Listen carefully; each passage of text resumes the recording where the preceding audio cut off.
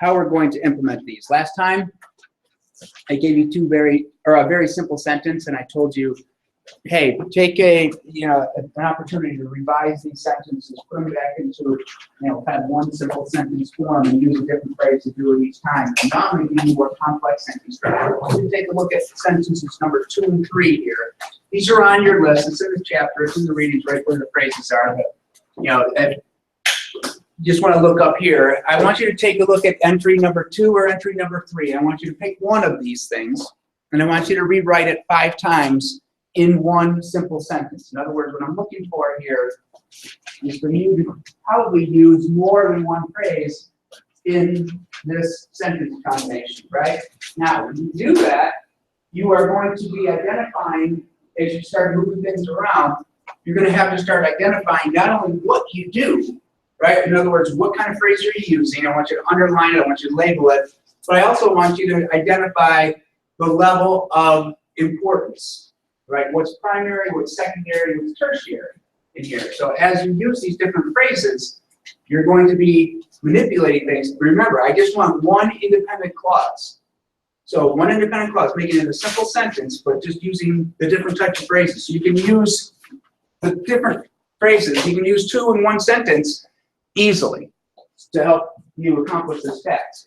Okay? So let's see what you can do. You're going to start putting together some samples. I'll circulate, look over your shoulder, try to figure out what you're up to. And then once we're done with this, we'll go into something that's more like paragraph form. We'll start doing some different things with that.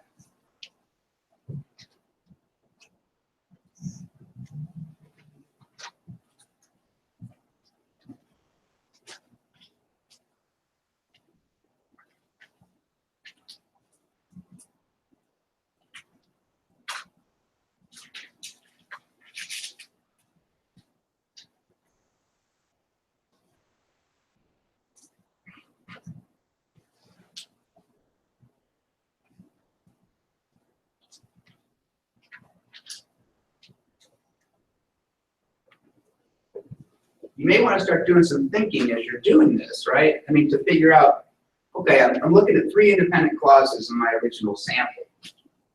Which one of these independent clauses do I want to maintain as my independent clause? In other words, what's the one that I want to pull out of there that makes the most sense to have as the main point? Remember, we're thinking about primary, secondary, and tertiary levels of importance. So something's going to stand out being stronger than the others. Excuse me.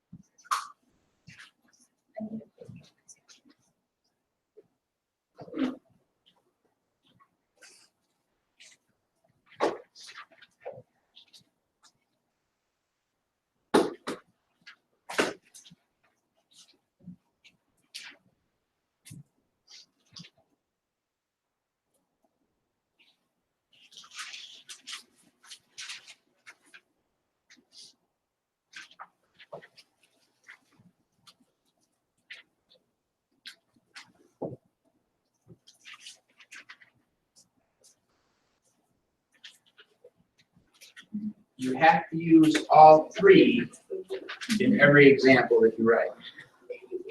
In case I didn't make that clear.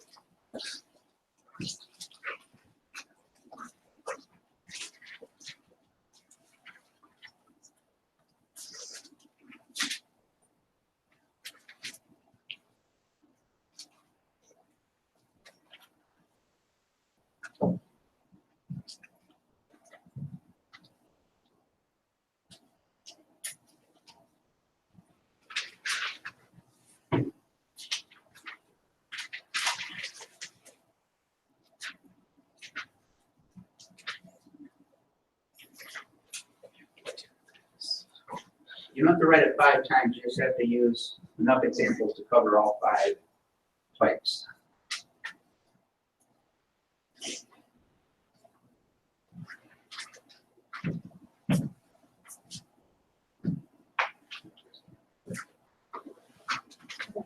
That's exactly what I think twice. What's that? Those you're not using this? Yeah. Okay.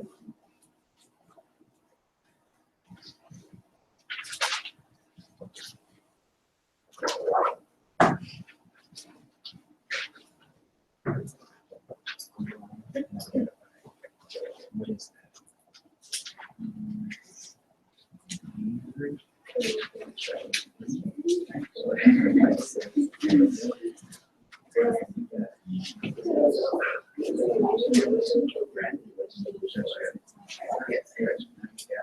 See, we're being for geography. Well, what is it at the minute? I mean, remaining to. Remaining, what's it remaining to? It's like, oh, the last example was admitting now, but 1812 happened. So admitting much happened. Because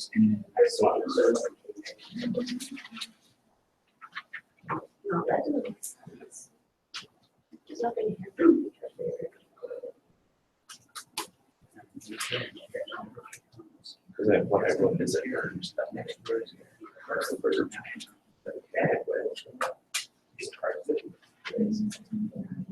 Yeah, the parents and parts of the program. Right. Parts of the adjectives describes opinion. That what Jeremy is going to say did something. That something to do with I don't really know.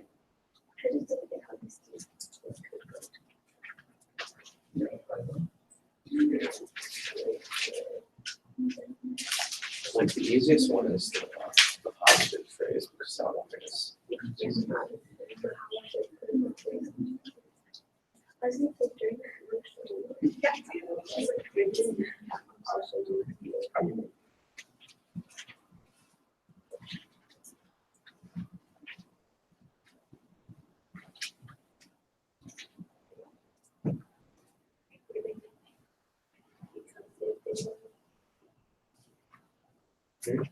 Yeah, I think so. Now that this is going to be dangerous, right? Because that looks like a dependent clause. Right? That needs to be frame phrase there.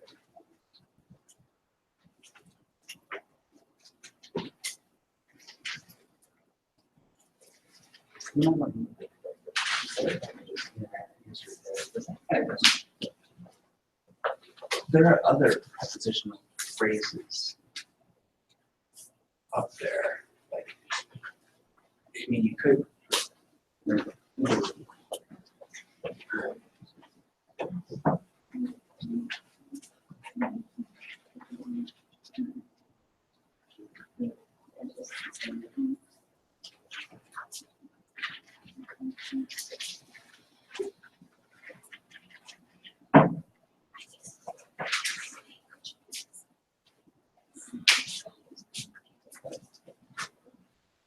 No, that's not going to be a positive.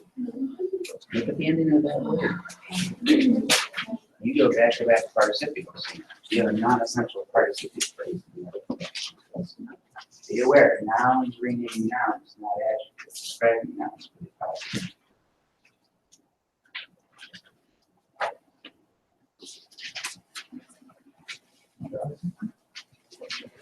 Alright. It's amazing what you can do once you start. Yeah.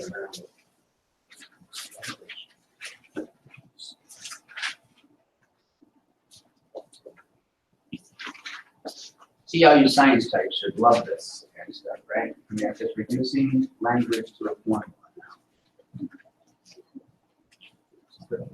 The values in the formula.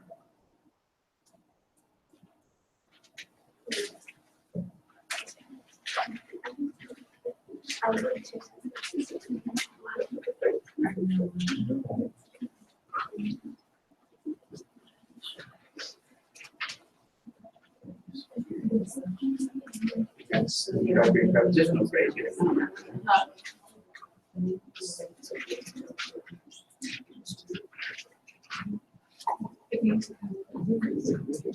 One of the things that I want you to try to avoid is the dependent clause, right? I want you to use the phrases to avoid the dependent clause. That means even the internal ones like that, which, and who. Right? Because once you start using those dependent clauses, you start changing the sentence type. We're trying to just create a bunch of different simple sentences right here. And if you have to do it for, say, just to get yourself through this exercise, go ahead and do it. So I want you to understand that we're complicating matters later on.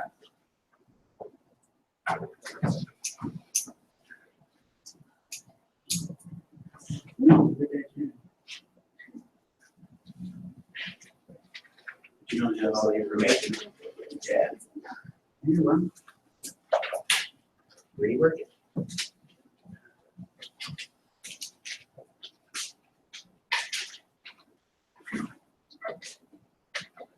Good.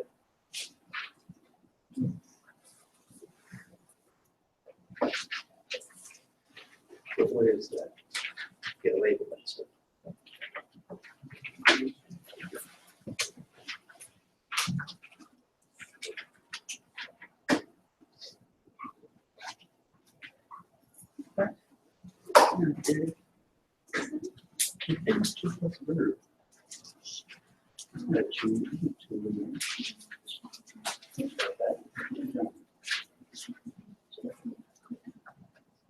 And you gotta write another one here.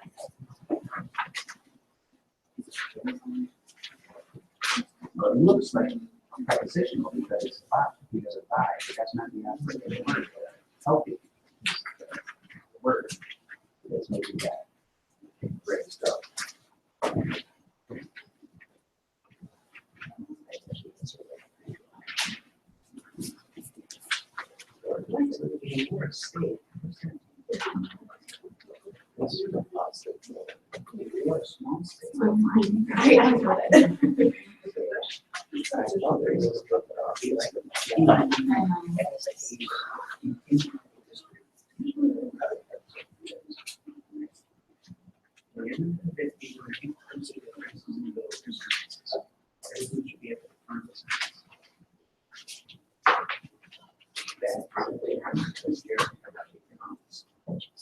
That's the ing word extracting individuals. That becomes participle.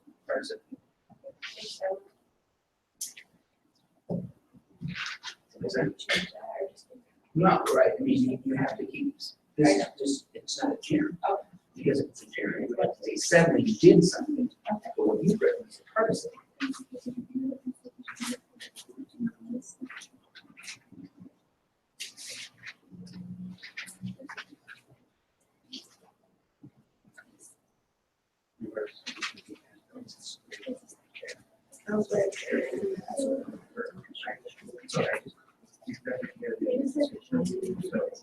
In this case, so in this case, just say because you see, I don't know what it shall be, right?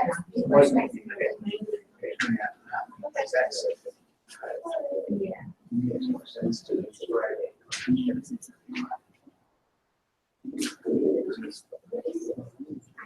Yes, so that's non-essential descriptor reading.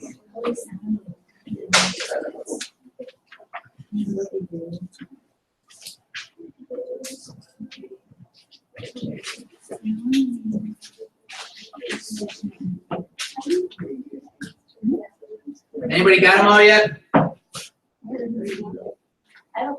Yeah.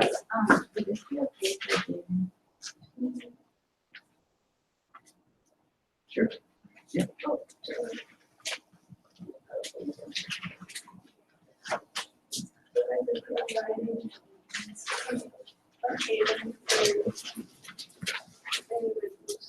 Yeah, help each other out, talk to each other about this, right? I mean, I'm not I agree. not bringing back to you.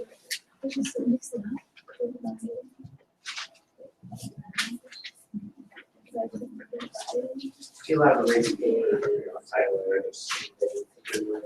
All right, wait a minute, so, vitamin A, that's not gonna be your parent.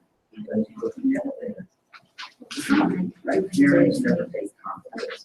So, no, because you're not saying providing C, does that make sense as a subject of verb? No. So the verb is, if I'm in place, there's a subject of verb, right? So this is your independent clause, that's the positive phrase. This is a participial phrase, right? This is an adjective. Right? Participial phrase, positive phrase, independent clause. So same thing here. If you are individual verb with freedom, individuals would do this. And then, right, and now you got independent clause. But, okay, so you got a in American history. Oh, so we're going back to these kind of, positives in there. All right. Work it. I'm pretty sure this is on that concept. Yes. Okay. We'll see what you're off of it. No, I'm not.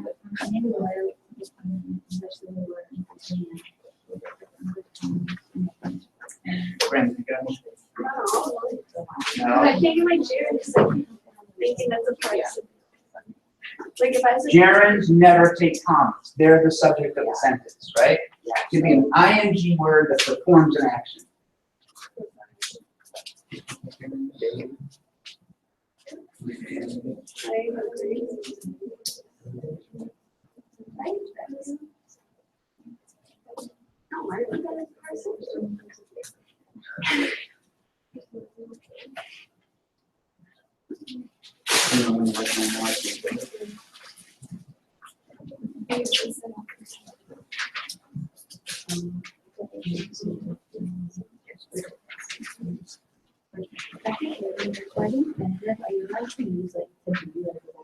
Yeah, that's two plus verb, right? Two, anything. Make sure it's not a preposition, right? Like to the store. Right, yeah. Right, to do something. You have two plus verbs. Why what?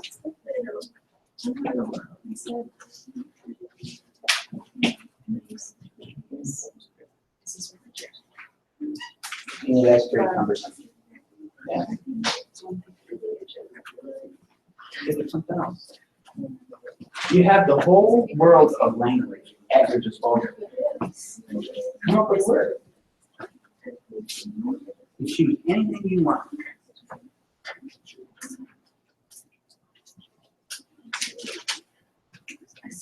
I need a sample of Virginia and I need a sample of Rhode Island.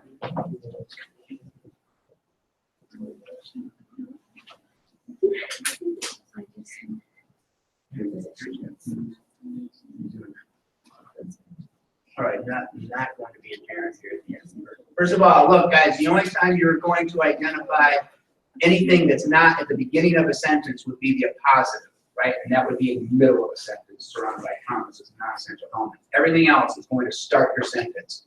So, I mean, they exist in other parts of the sentence, yes.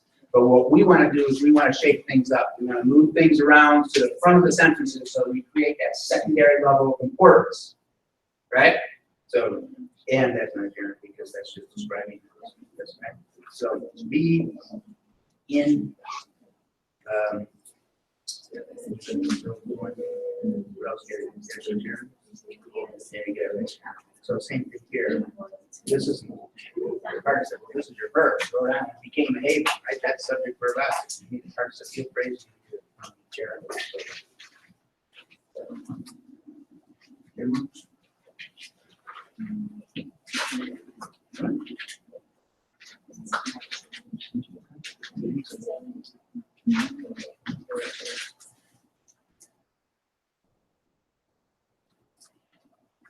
Okay. Sure.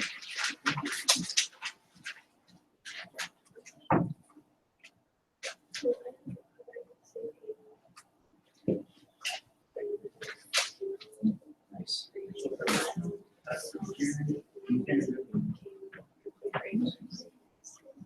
Oh, person.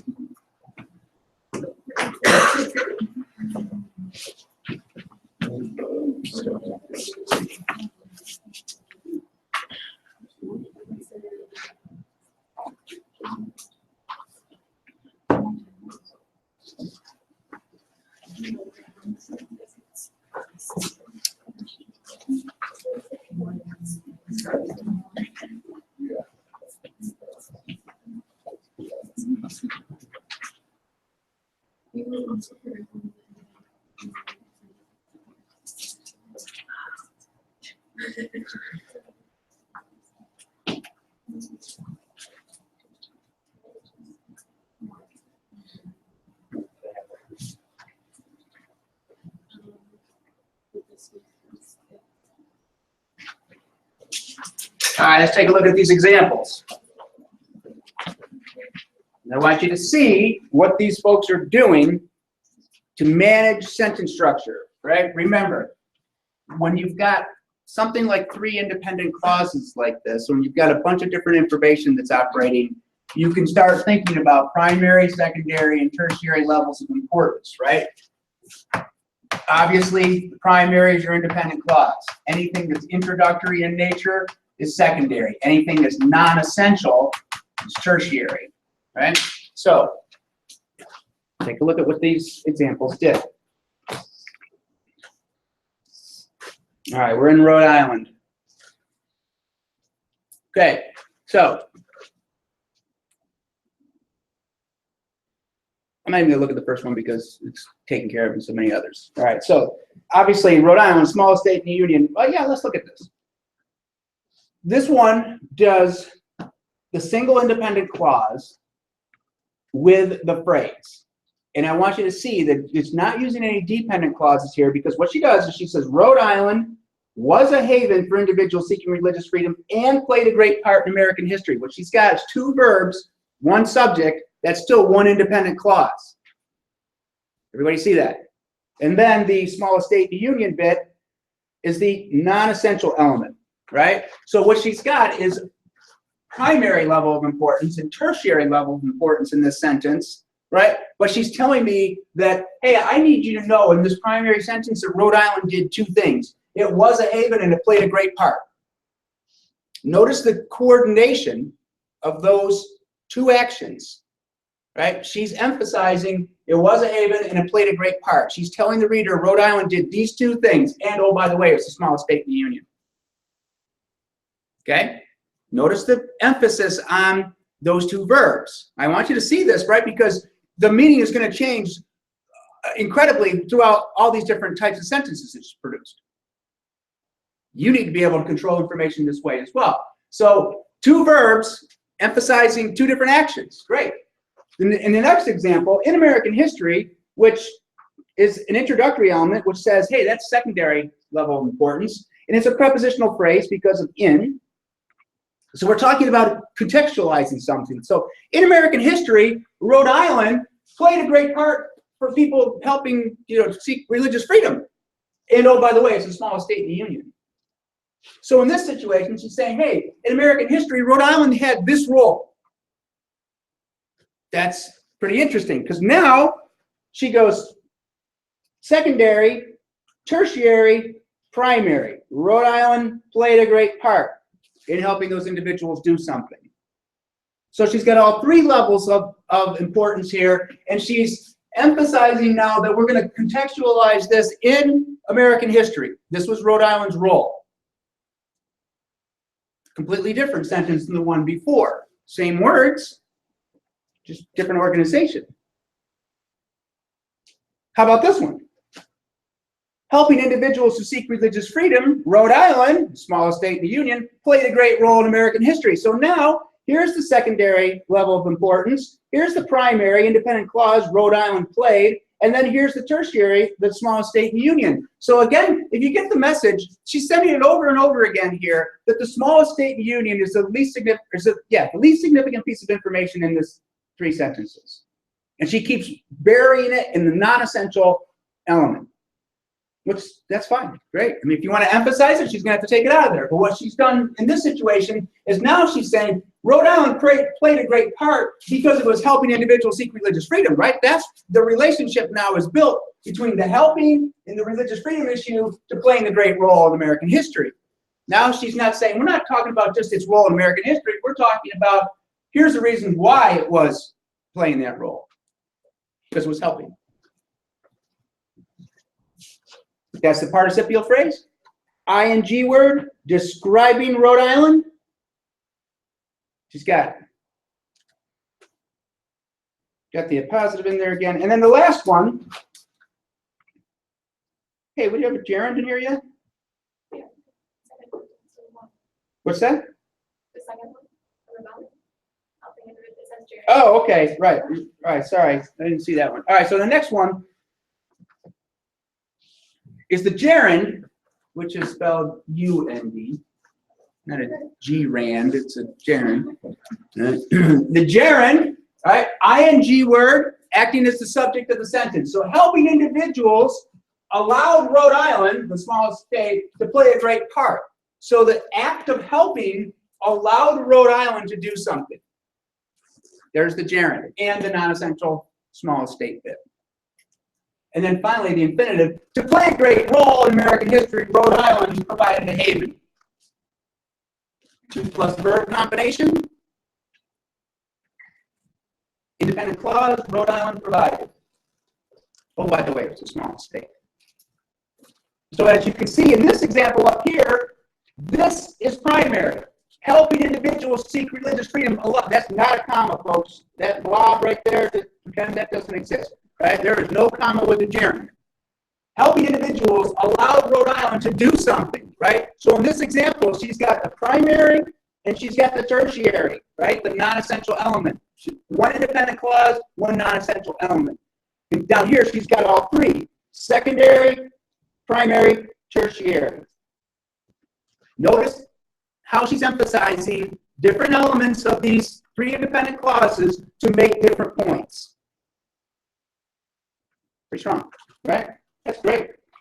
Manage the information, right? Because when you're managing information with a whole lot of science, right, you're going to need to emphasize certain things over others, right? Instead of just going in and just plowing through the data, right, which a lot of you did in paper 4, these guys conducted a study, right? Irrelevant. Figure out what's important. Figure out what deserves the evidence or what deserves the emphasis of an independent clause. Make that subject and verb, the main independent clause, the important thing, right? Which is, how does it relate to everything else I'm talking about?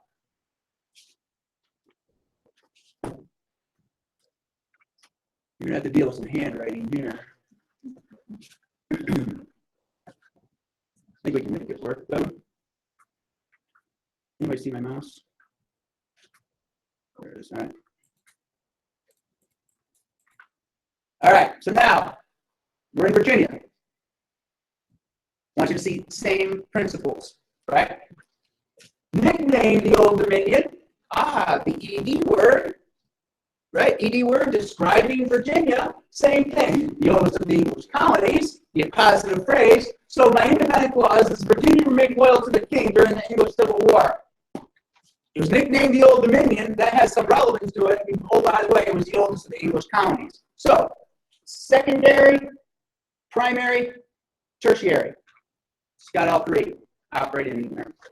Now, we're going to change around. We're going to contextualize it. We're going to say during the English Civil War, prepositional phrase, right? At this particular time, Virginia, the oldest of the English colonies, remained loyal. So we want you to know that during the English Civil War, Virginia was acting in a certain way. Again, secondary, primary, tertiary. The gerund, right, remaining loyal to the king during the English Civil War allowed Virginia, the oldest English colony, to be nicknamed the Old Dominion. So remaining loyal caused it to do something, or allowed it to do something. So here's the remaining, right, primary, there's the verb, right, one independent clause, tertiary level of importance with a non-essential element. And then finally, to receive the nickname, the Old Dominion, Virginia, colony that remained loyal, was the oldest English colony. I don't know if that makes any sense in terms of the cause and effect. In other words, to receive the nickname, Virginia was the oldest English colony. In other words, it didn't go out and try to be the oldest. So it doesn't, I don't know if that makes sense. But she's got the purpose down, right? She's putting the information in different forms. She's got all the different phrases represented here. This is where I need you guys to be, right? Being able to take all the information, emphasize certain points, de-emphasize other points, right? And make something non-important, right, non-essential, and focus on the important stuff in your independent clauses. Any questions about this? This is pretty good so far. Happy with what I'm seeing. All right, now for the last part for today, this is what we're going to focus on, which is going to make more sense to you in terms of how you're going to actually function when you're writing. Whoops, sorry. And that is kind of putting it into paragraph form. What I need you to do is I need you to read this very elementary paragraph on erosion, scientific principle, right? Of the general scientific principles, right? Right, so we've got something like erosion. What you need to do, this is what you should be thinking about in terms of how you're going to develop these strategies in your paper. You need to think through this paragraph and figure out what is deserving of independent clause status. In other words, there's 5, 6 sentences in here. What are the 5 or 6 things in here? Out of those 5 or 6 things, what are the 2 or 3 that I can emphasize, make my independent clause? What's less important? What can I move out of that position of being an independent clause and into a position of subordination? In other words, can it be an introductory element, like a prepositional, like a participial, like an infinitive? Or can I make it a non-essential, make it really unimportant? You figure out what you can do. If you can use all the phrases, you'll get a star for today. You're in the grade book. Doesn't mean anything. But I don't expect you to use all of them because they may not all apply, right? Certain phrases will apply in certain ways. See what you can do. Bring all this together, but do some thinking about it first before you write this, right? I mean, and this is where you need to be. In the drafting phases of your paper, just get the information down on paper, but then be willing to go through it and start isolating those independent clauses and moving information around it so that you manage it more effectively. Okay. There's an obvious trap in here. I just want you to know that, right? So I'm going to wait for you to fall into that trap so that I can point it out, which will mean that you're not doing what I'm telling you to do.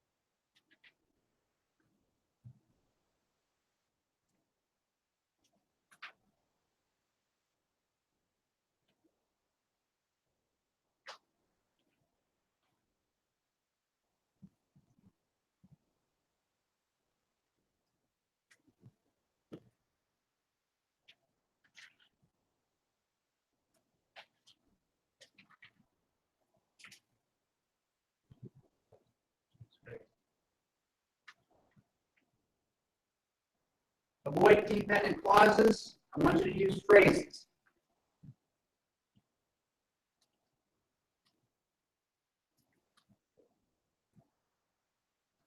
All right, what's the track? Anyone tell me what the track is? It exists in the first two sentences. If you don't know what you're doing, you're going to say this, right? Taking the most direct route, many rivers flow out to sea. Right? That's going to be the sign that you're not thinking. Why is that a problem? If I take these two sentences and combine them with the participial phrase, taking the most direct route, many rivers flow out to sea. Why is that a problem? Someone tell me why that's a problem.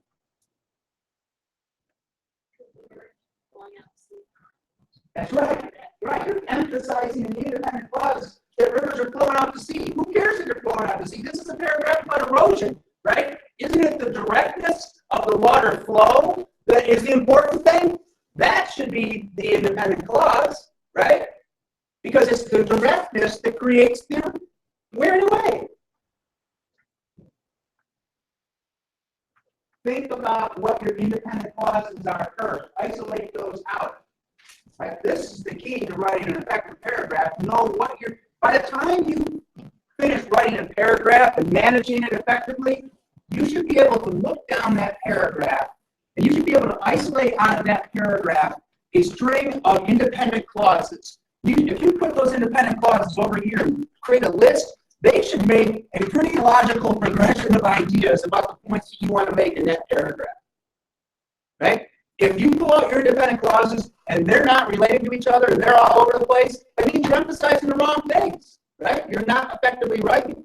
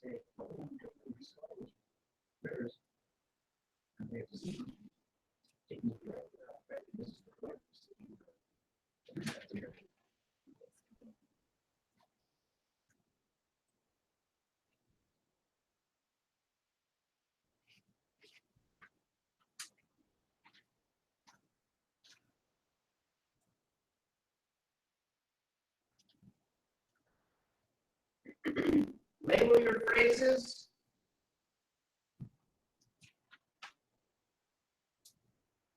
Call me over when you're done so I can put some samples up before the end of class today. When we get back here on Friday, we're going to jump right into sentence types, right? So we're going to start playing around with independent and dependent clauses to create different sentences in addition to having all these phrases that I just told you. We're going to start blending the phrases with the different types of sentences. We're going to start looking at your old papers and then figure out what kind of sentence variation techniques you actually use, right? This is going to become pretty interesting in a couple of days.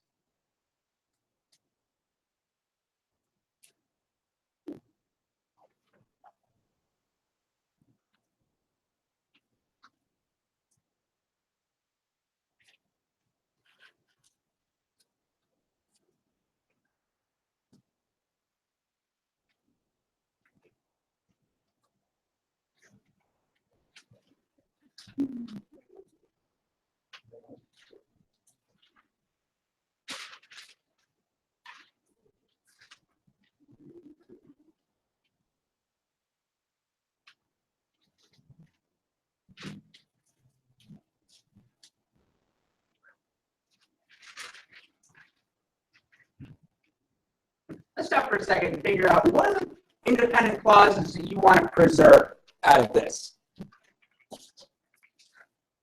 What are the things that you let's I don't know how many sentences are there, 6 maybe?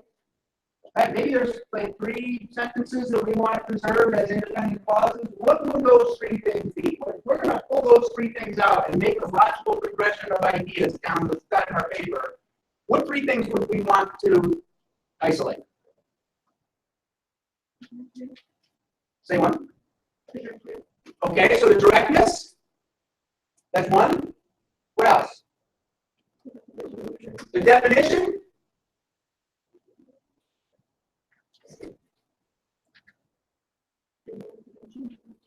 Well, the prevention one I can understand, right? So I can see the directness and the prevention. I know where I'm beginning, I know where I'm ending. It's the middle part, right? I mean, the quickly on mountains and slowly on flat terrain, is that stuff relevant? No, right, let's minimize that. Now the question becomes, rapidly moving water wears away the land, wearing away process called erosion. Do we need to write a sentence about the process is called erosion, or can we subordinate that? Is rapidly moving water wears away? Well, if we're starting out with directness, then it seems to me that the rapid movement would be an extension of the directness, right? If I don't write an independent clause about the definition in the middle of this paragraph, I'm disrupting the flow of ideas, right? So if I had to isolate three of these, I would say it's the directness, it's the moving water, and it's the prevention. That seems to make a logical progression of ideas, right? Take a look at this example. I want to show you what Rachel did. This is a pretty good example. And you can tell she gets frustrated with this, right? Because she ends up writing a sentence in the middle of this paragraph, and you can tell she just doesn't even know what to do with it. So she says, flowing out to sea, many rivers take the most direct route. Fine. Nice participial phrase, ing word. And then she says, rivers flow quickly down mountainsides and slowly in flat terrain. And then she kind of says, in a process called erosion, prepositional phrase, right? So you can tell this group of sentences right here, that those two ideas that come out in one sentence, just bog the paragraph down, right? She didn't know what to do with them, so she just said, all right, I'm just going to write a sentence about these things and then hope to kind of skip over that. You can tell, right? It's not in good control here. She just combined two sentences in one independent clause. It's not even really managing it other than just combining together. But down here, notice how things start moving back into this process, right? In a process called erosion, rapidly moving water wears away the land. To prevent erosion, trees, shrubs, and grasses can be prevented. Now, this is a good question. Should she be taking the prevention thing and moving it to a secondary level of importance, or is that primary importance? Primary. I'm thinking primary too. So she should be thinking about ways to invert this so that the prevention becomes the independent clause. Okay, see what you can keep working on.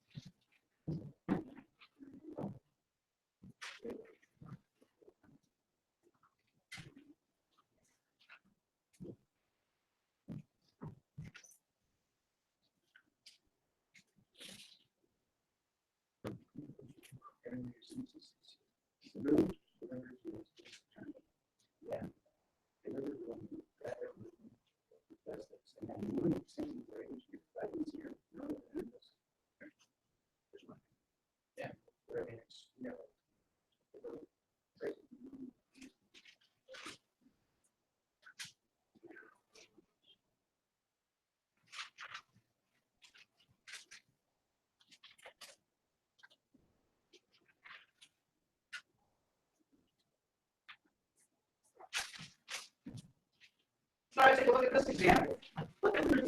I'm not saying anybody's going to be perfect on this. I'm telling you that this is what you got to start working for. So, I mean, you can tell, look at the editing that's going on here, right? I mean, trying to manage this, getting the ideas under control. To take the most direct route to sea, rivers flow quickly through mountains and slowly on flat terrain. So she takes out the whole directness of route of the flow, and she's just going to say, oh, I'm going to salvage that bit about the mountains and flatland, right?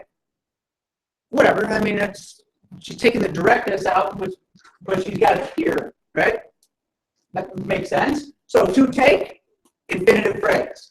And then she says, flowing rapidly, comma, rivers erode the land. I think that says erode. Okay. Arod. So flowing rapidly, ing word describing rivers is a participial. And then she says, planting foliage allows for erosion to be prevented. Look at this nice gerund, right?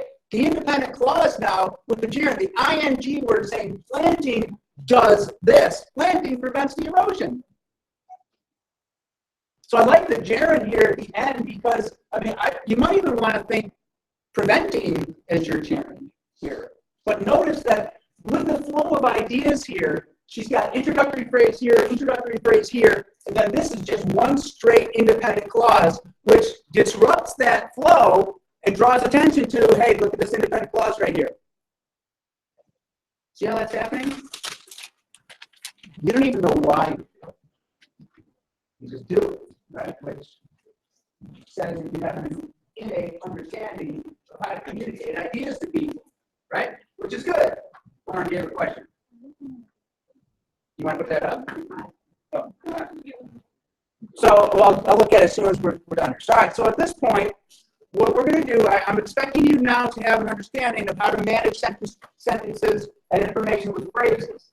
We get here on Friday. We get here on Friday.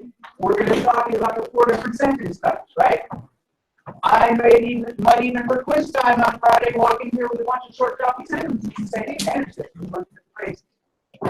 Maybe, I don't know. Maybe before I figure that out. All right. Have fun with this, guys. This is exciting stuff.